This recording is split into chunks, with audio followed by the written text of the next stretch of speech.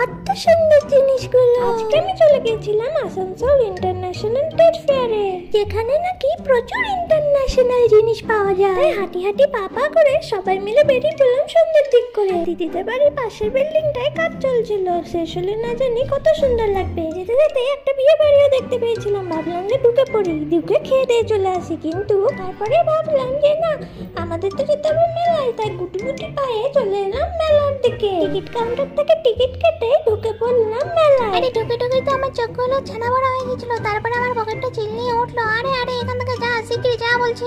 আমার পকেটের যে দুরবস্থা বানিয়ে রেখেছি, সারাক্ষণই তো জিনিস কিনতে থাকি, আর এইসব জিনিস তোর কপালে আর জুটবে না। হ্যাঁ, অন্য কাউন্টার যা, তো অন্য কাউন্টার যা, দেখ কিছু যদি পাস গরিবের জিনিস। তারপরে এই যে ঘর সাজানোর এই যে সুন্দর সুন্দর ঝর্ণা ঝর্ণা কি সব ছিল, ওইগুলো দেখে মনে হলো আমিও একদিন বড় লোক হয়ে গেল। আরে ছি ছি ছি, কান্টিজি সামনে দিয়ে এমন টাইমে গেলেন, এখানে তো এমনি ক্যামেরা এলাও ছিল না, তাও আমি চুপি চুপি তুলে নিয়েছি। এই যে কি সুন্দর ডিজাইন, উড়ে বাপরে, যখন বড় লোক হবো আমি সেই দিনে এইসবই নিয়ে যাবো ভেবেছি। সেটা তো স্বপ্নের কথা।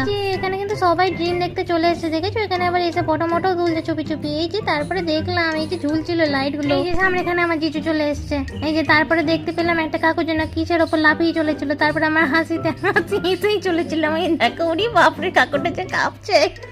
তারপরে এই যে একটু নরম নরম সবাই একটু বসলাম, সবে দেখতে পেলাম পাশে যেন একটা কাকু কেমন একটা গোল গোল চোখ করে তাকাচ্ছে। তারপরে আমি উঠে পড়লাম, তারপরে চলে গেলাম নেক্সট কাউন্টারে থেকে। এখানে সব ঘর সাজানো জিনিস ছিল, আর কি বলবো, এখানে বড় লোকের বাস। তারপরে এইসব আর সহ্য হচ্ছিল না, তারপরে বাইরে গেলাম। তারপরে দেখলাম আরে বাপরে, বাইরে যা ভিড়। এই যে সুন্দর সুন্দর দোলনা ছিল, আর কি সব পাথরের জিনিস ছিল, দেখে নাও এসব আর পাবে না দেখতে। দেখেছো এখানে কি সুন্দর সব বসে পড়েছে, শুয়ে পড়েছে, আর কি বলবো। তারপরে দেখো আমার পাগলা দিদিকে শাড়িগুলো নিয়ে নাড়াঘাটা করছিল, আর তারপরে দাম শুনে পালিয়ে গেল অন্য কাউন্টারে। তারপরে আমার একটু শখ হলো একটু ড্রাই ফ্রুটসের কাউন্টারের দিকে যেতে। তারপরে দেখলাম এখানে ইন্টারন্যাশনাল প্রচুর ড্রাই ফ্রুটস, আর বাপরে, ওদেরকে ড্রাই ফ্রুট দেখবো না যারা বিক্রি করছে তাদেরকে দেখবো। দেখেছো তো সব ইরানিয়ান আরো কি কি সব ছিল লোকজন। আর একটা কাউন্টারে ড্রাই ফ্রুটস গুলো তো নামই জানে না অর্ধেক, নেড়ে ঘেটে এক দুটো মুখে পরে দিয়ে পালিয়ে এলাম। তারপরে চলে এলাম এখানে স্ন্যাক্স কাউন্টারে। দু তিনটে স্ন্যাক্সও ফ্রি পেয়ে গেলাম, খেয়ে নিলাম, শখ মিটে গেল, চলে গেলাম। বাকি যা যা কাউন্টার গুলো দেখছো না, এইসব কাউন্টারে আমার খুব একটা লোভ নেই। যাই হোক, লোভী কাউন্টারে চলে এসেছি, লোভী মানুষ তো, চকলেটের কাউন্টারে চলে এসেছি। দিদি আবার দয়ামা করে আমার জন্য একটু কিনেও দিয়েছিল। উড়ে বাপরে, কি সুন্দর দেখেছো খাওয়ার কাউন্টার। আমি এই ব্যাগখানা কিনেছিলাম, সুযোগ পেয়ে তোমাদেরকে একটু দেখিয়ে দিলাম। তারপর ধাক্কা মেরে বাইরে বের করে দিল, বললো আর কিছু কিনতে হবে না, এবার বাড়ি চল বাবা।